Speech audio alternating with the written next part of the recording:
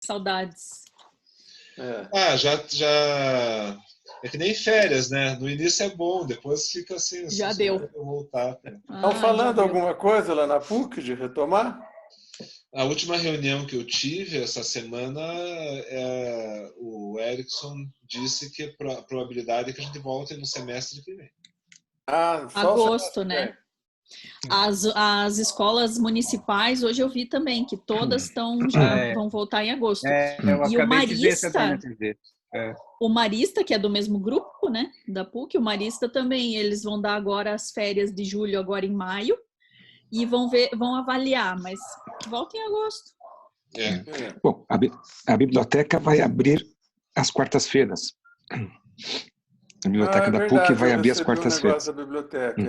Eu vou ter que ir quarta-feira. Mas você reserva livro, né? Você não pode fazer pesquisa Você reserva local, livro. Tem um esquema assim, diferente. ou só para entregar. Eu vou ter que retirar. Então restrito. Vou ter que... Isso. Para ir começando devagar, né? Sim, tem.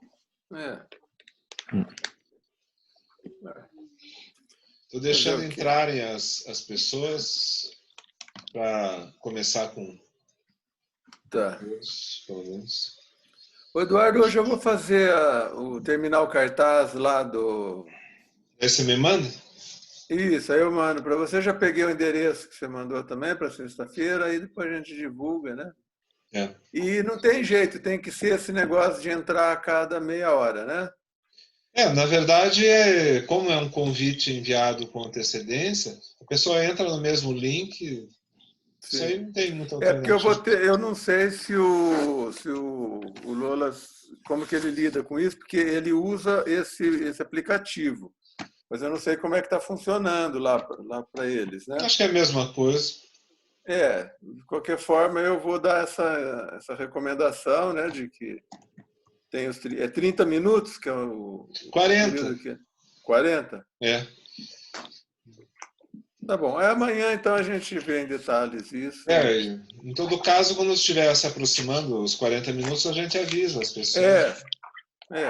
Primeira vez. A ideia, ele acha que é uma coisa de falar uns 30 minutos cada um, mas ele não fala 30 minutos de jeito nenhum. Acaba funcionando bem, né? Porque com esse período de 40, dá para encaixar. Se ficar dentro, dá uma paradinha, volta, né? E acho que fica bom. Tá bom, vamos ver, vamos experimentar. A gente passou muito tempo e eu esqueci onde a gente estava no meu texto, sabia? Pois é. Deixa eu ver se eu acho aqui. Se alguém marcou, será até bom para mim, porque eu estava dando uma olhadinha antes, mas aí eu tive que interromper para atender.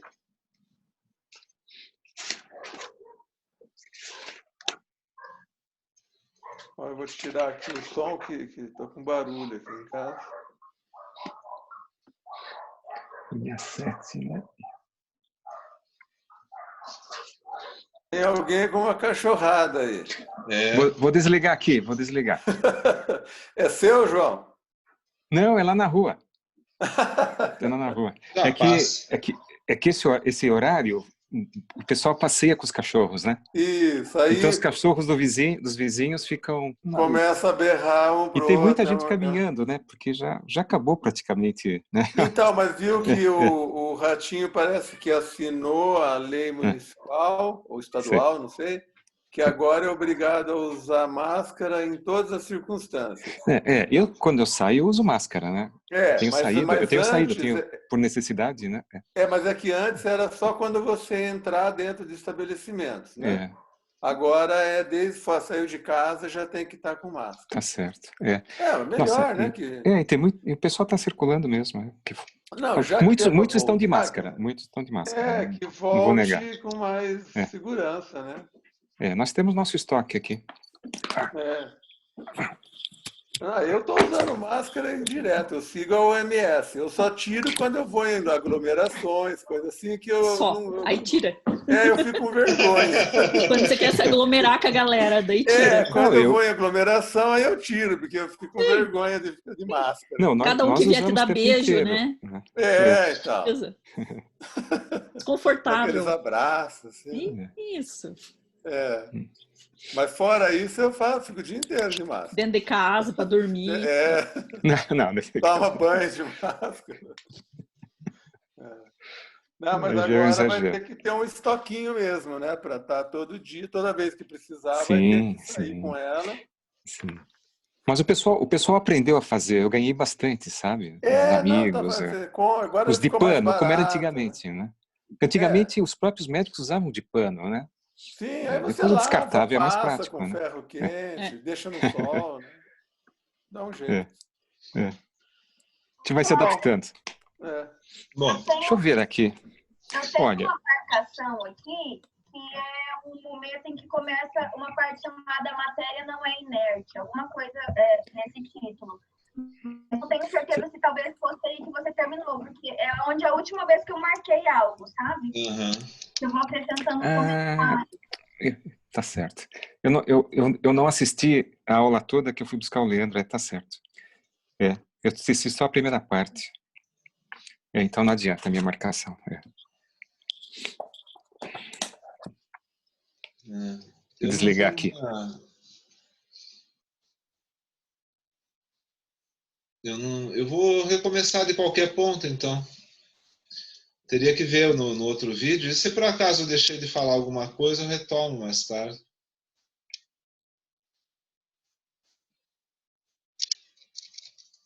Tá? 3 semanas faz uma diferençazinha. Então, só para começar de um ponto, e daí se por acaso eu perceber que tem um gap entre o que eu falei antes e o que eu vou falar agora, daí eu retomo alguma coisa que tenha faltado, comento numa próxima oportunidade, né? Mas só para introduzir esse tema de hoje, né? Eu tenho um orientando que ele é lá de Moçambique, de uma universidade de lá, e a gente tem um doutorado com dupla titulação, e ele é um dos orientandos, né? No caso, um doutorado, e é um doutorado em humanidades, né? Então, eu estou falando isso por causa da temática dele e do que implica em termos de Schopenhauer a temática dele, que é o seguinte: ele pensou em estudar o problema do conflito em Moçambique, que é uma guerra civil que está desde 1975, que Portugal deixou Moçambique em 74, mas o arranjo foi um pouco mal feito, porque há um conflito entre duas etnias, um conflito muito forte que antecede o domínio português. E aí, quando Portugal sai, ele entrega o país praticamente para uma das duas etnias e a outra não se conforma, né? Então, há um conflito praticamente permanente entre essas duas, que no final acabaram virando duas organizações políticas, militares, né, que se combatem dentro do país, agregando as forças em torno delas. Então, é a própria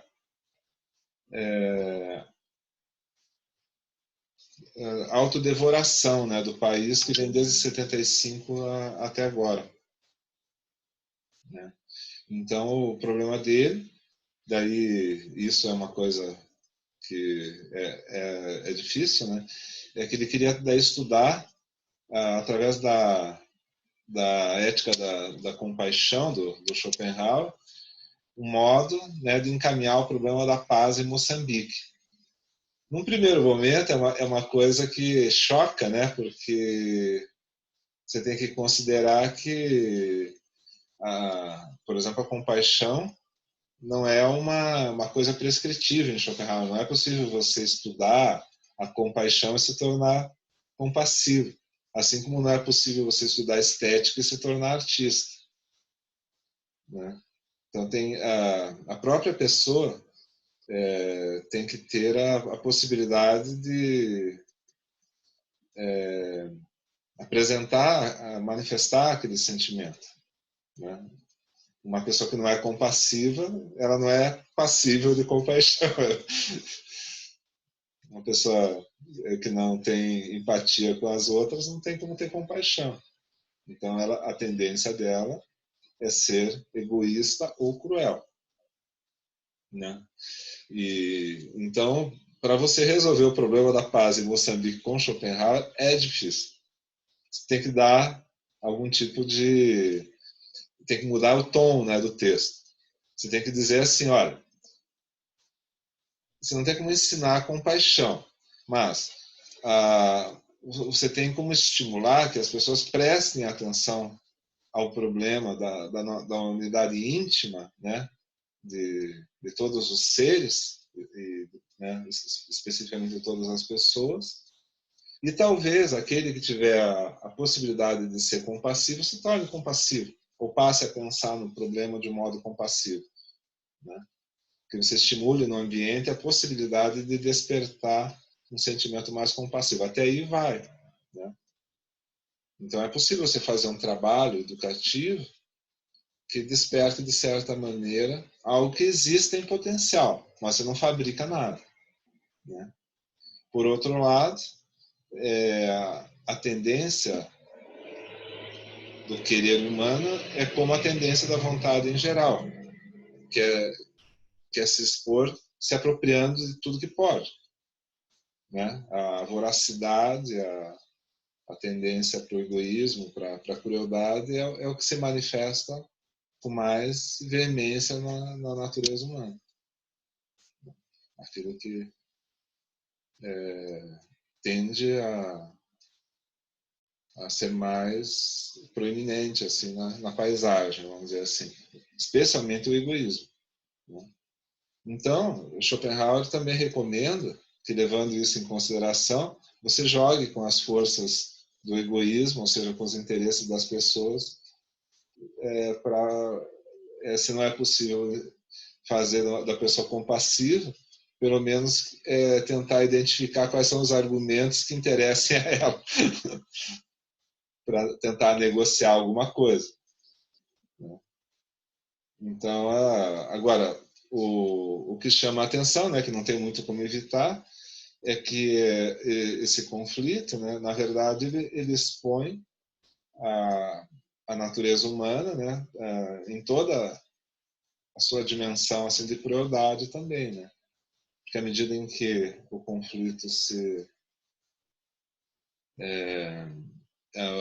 o conflito persiste no tempo, vai gerando ação e reação, né? Então as pessoas, à medida em que sofrem injustiça,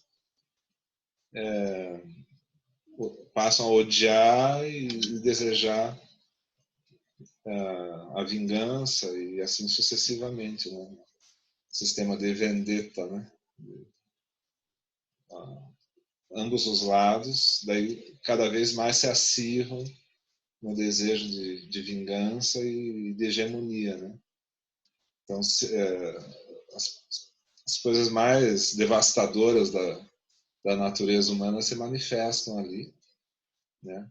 Então, há uma união em torno dos seus, no sentido dos laços afetivos, dos laços amorosos, né? A simpatia fica entre os meus, e eu posso devotar todo o ódio aos outros, né? Aqueles que, inclusive, já fizeram mal para mim. Então, isso expõe, né, a natureza humana com bastante perfeição. Mas, por outro lado, né, chama atenção também, já voltando daí para o nosso texto ali, Schopenhauer considera a compaixão, enquanto Sade não, né, com muitos filósofos, inclusive Platão, né, acham a compaixão algo inferior, né, algo que não eleva a natureza humana. Só uma observação, eu acho muito interessante esse tema que você colocou aí. Vou admitir o Alisson aqui, muito a contragosto. Em 2014, eu via muito aí, eu não sei se você não estava ainda com a gente, né? O Edmilson andou trabalhando muito essa questão a partir de Nietzsche, essa questão de como que os países que tinham passado por guerras, né, de independência e outras tantas, como que se dava esse processo de pacificação, né? Como é que passava a conviver, como você descreveu aí, né? A situação muito pontual era da África do Sul, né? Timor-Leste, que a gente tem aí nossos alunos também que estão sempre por aí.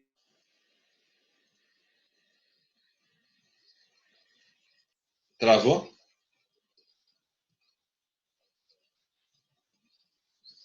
Vocês estão aí.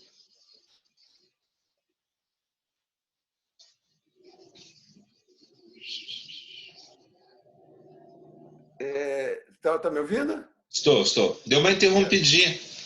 Uhum.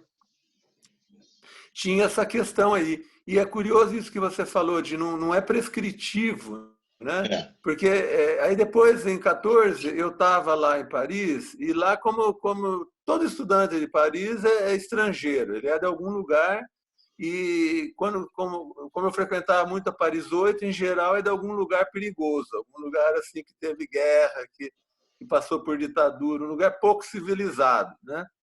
E esse tema assim, você via com muita frequência, né? E que cada estudante levava para estudar lá no seu país, né? E uma coisa curiosa, eu cheguei a ver conferências lá depois, não me parece inconsequente isso, porque, veja, a África do Sul, por exemplo, eles fizeram um negócio que era assim, se o sujeito fosse lá e pedisse perdão para sua família, e você falava, tá bom, perdoou, e voltava para casa, os dois morriam o assunto. Mas é um baita de um mau negócio, porque o cara que sacaneou a tua família roubou terra, ficou rico, matou teus pais, mas depois ele pedia perdão, e foi assim que eles fizeram a paz e estão na merda que estão até hoje, né? Você vê a democracia argentina, 2 ex-generais morreram na cadeia. Hoje eles não têm a menor ameaça de autoritarismo. No Brasil, Fernando Henrique, acompanhado do Lula, tiveram a maravilhosa ideia de indenizar as pessoas que sofreram perseguição.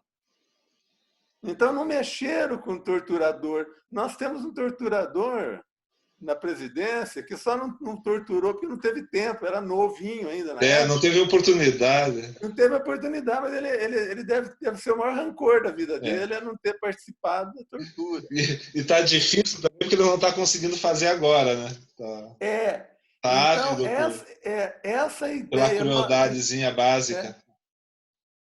E você vê a consequência, como foi ruim dessa saída esperta da nossa democratização. Claro. Vamos pacificar indenizando pessoas. Até hoje, a ministra da Família lá quer parar com isso, que é um absurdo. Teve neguinho e ganhou milhões de indenização, porque um dia foi preso, o outro porque apanhou, o outro porque se exilou, ganham mesadas elevadas. E aí essa gente parou de reclamar e o torturador ficou impune. Sim. E acabou virando o jogo e virou herói. E o único que foi condenado foi o Ustra, que agora é lembrado e laureado em eventos cívicos. Logo farão uma religião Ustra. Então, acho que essa é uma questão que não é para ser tratado com essa pacifização, não, no sentido de vamos ser... tem que ter um preço, quer dizer, é crime, ditadura é crime de lesa pátria. Quem pratica isso tem que responder por isso, claro, para que não aconteça mais, né? A gente não tem que ter solidariedade com o ditador, seja de direita, de esquerda. E é engraçado. E aí cada país resolveu de um jeito, né? E aí você vê como que eles foram saindo dessa situação, né? E a repercussão disso ao longo do tempo, né? Isso. Quais as consequências de certas soluções em relação às outras. Né? Isso, exatamente. É um negócio. Isso aí é uma coisa fatal, porque se você não tem os marcos, né, da justiça, a justiça, na verdade, ela não promove um bem, ela corrige um mal, né? No sentido assim, de você realmente colocar uma barra, colocar um ponto, olha, daqui não se ultrapassa. Eduardo, posso fazer uma pergunta? Claro. Eu lembro que quando eu li o teu livro do Psiquismo e Vida, tem um momento, eu não vou me lembrar bem aonde, mas tem um momento em que você fala algo como que a compaixão, ela liberta o indivíduo dessa escravidão do querer, né? Desse querer que se repete. Nesse caso que vocês estão falando, a compaixão teria alguma função de libertação de uma sociedade nesse sentido? Eu não sei se eu me expressei bem. A compaixão é um problema, apesar dela se referir ao coletivo, né, ela é um problema pessoal, é um sentimento de mundo onde todas as referências, né, vamos dizer assim, de justiça e injustiça, elas são assimiladas pela pessoa porque ela considera que o mal é inerente à natureza e que todos sofrem, todos compartilham, o torturador e o torturado são igualmente sofredores, né? Então a tendência na compaixão é você aceitar o mal, né? Aceitar o mal, não combatê-lo. Então, nessa relação, o sujeito compassivo ele não faria nenhum tipo de... Ele não iria buscar uma justiça terrena, por exemplo. Mas assim, a gente tem que pensar também a possibilidade de você pensar que o mais compassivo, eventualmente, é se compadecer do conjunto da humanidade e não do torturador, né? A questão é que a compaixão ela também não é desprovida de intelecto, logo também ela não é desprovida de interpretação. Eu posso pensar também que é mais compassivo eu criar uma marca, né, histórica, punir os culpados, fazer exercer uma justiça terrena, para que isso tenha um efeito simbólico sobre as pessoas e sobre as gerações futuras, de tal modo que o mal tenha mais dificuldade de se repetir. Isso também não é meramente punição, como o julgamento de Nuremberg em relação ao alto comando nazista. É também quando Patton, ao se deparar com os horrores de Auschwitz, traz todo mundo para olhar, para testemunhar o horror do Holocausto, para que ninguém possa dizer no futuro que isso não aconteceu. Eu posso considerar que isso é mais compassivo do que deixar as coisas acontecerem e, né, não me alterar com o mal no mundo. Então, mesmo a compaixão, ela não é algo que, digamos assim, não participe de um perspectivismo intelectual em relação ao fenômeno observado. A perspectiva que se utiliza para pensar a situação também afeta a tua relação com a própria compaixão. Né? O que você considera, por exemplo, compassivo numa determinada situação? Quer dizer, e aí, obviamente, pessoas que defendem a compaixão poderiam entrar em contradição entre si, discutindo o que seria mais compassivo fazer. E principalmente compassivo em relação a quem? E qual a perspectiva da compaixão, né? Uhum. É certo que uma pessoa dentro de uma determinada perspectiva, ela tem uma reação compassiva, né? Mas assim, pode ser que uma outra pessoa se enfureça com a compaixão dela por considerar que aquilo ali vai pôr em risco milhões de pessoas. E que isso não é compassivo. Né? Eu digo, não existe compaixão em si, no sentido de compaixão que não se refere a nenhum objeto, né? E que não é pensada de uma determinada maneira também. Há uma participação intelectual nisso. né? Na tua maneira de ver o mundo, na relação que você tem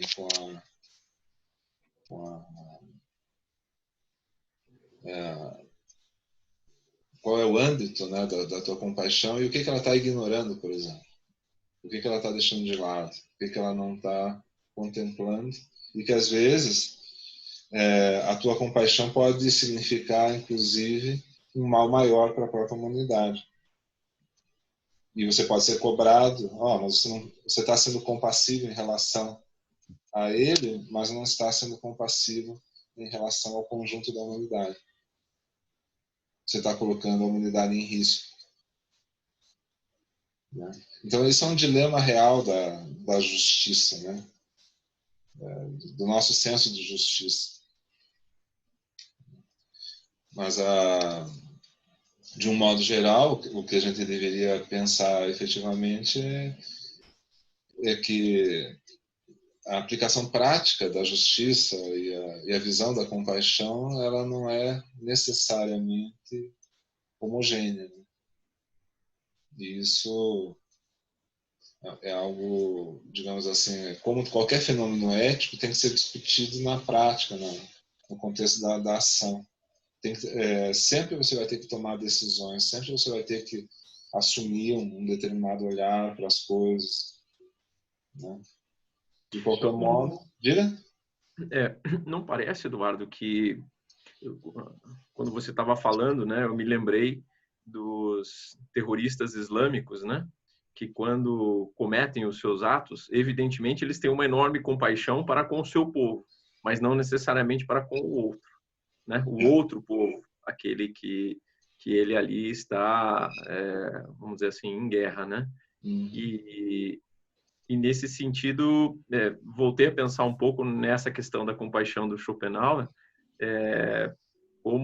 quase como uma impossibilidade de se fazer isso do ponto de vista, vamos dizer assim, já do grupo, né?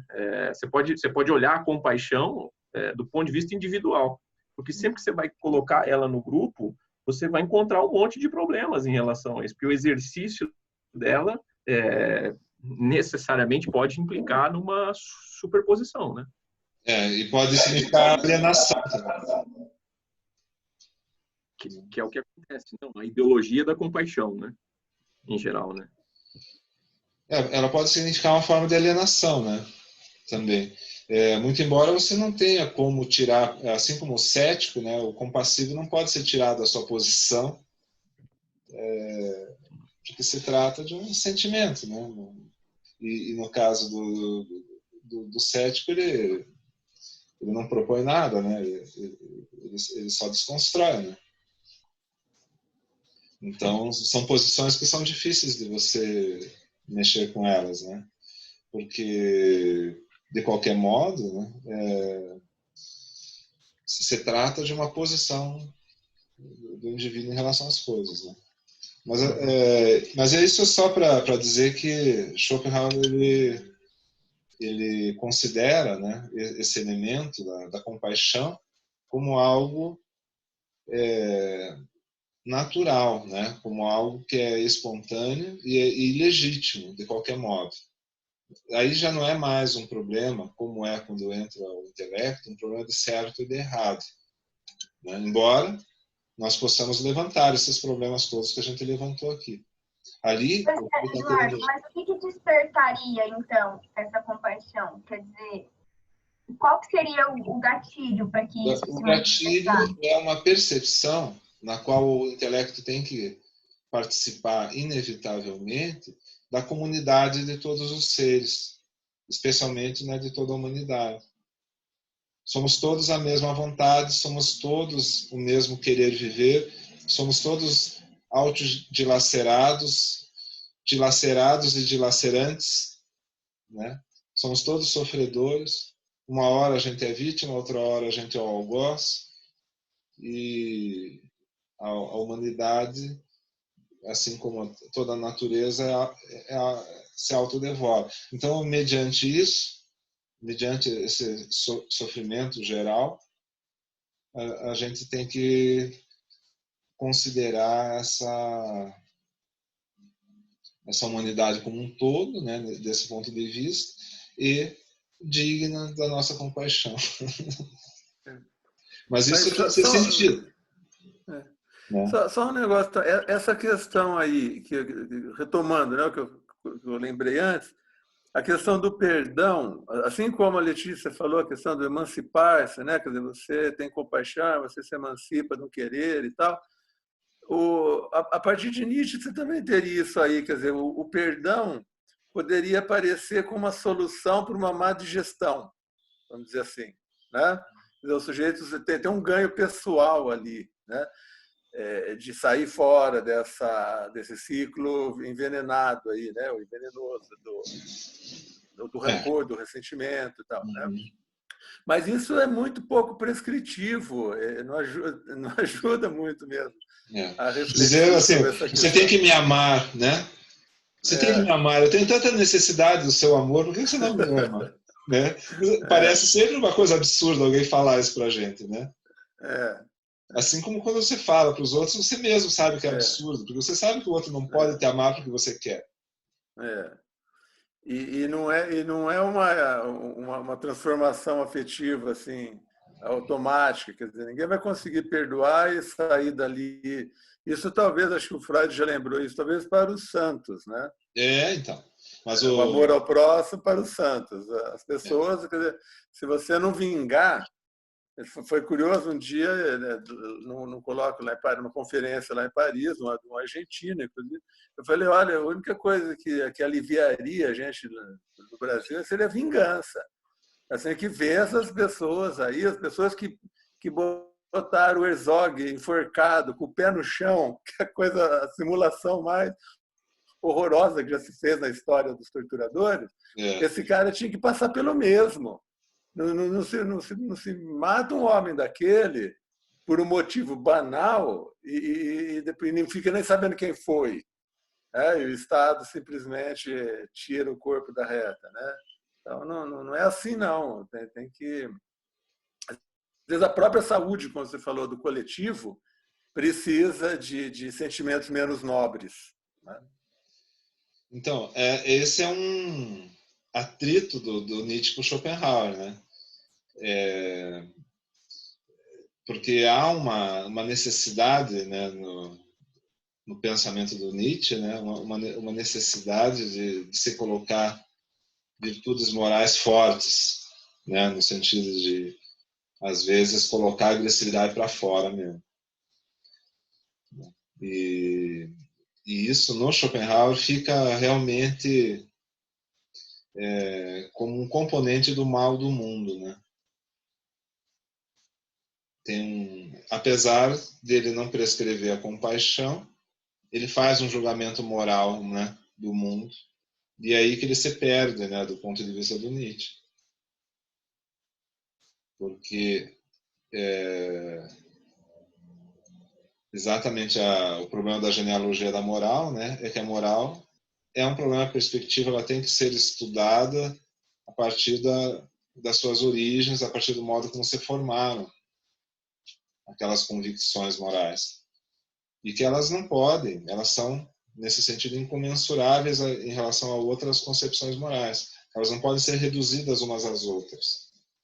Então, isso na antropologia é um assunto sério também, porque antes de você interpretar, você precisa compreender. Né? E compreender não é tarefa fácil. Né? Isso a gente vê nas relações pessoais também. Pessoas muito próximas que se amam muito não se compreendem. Não necessariamente, mas muitas vezes não se compreendem.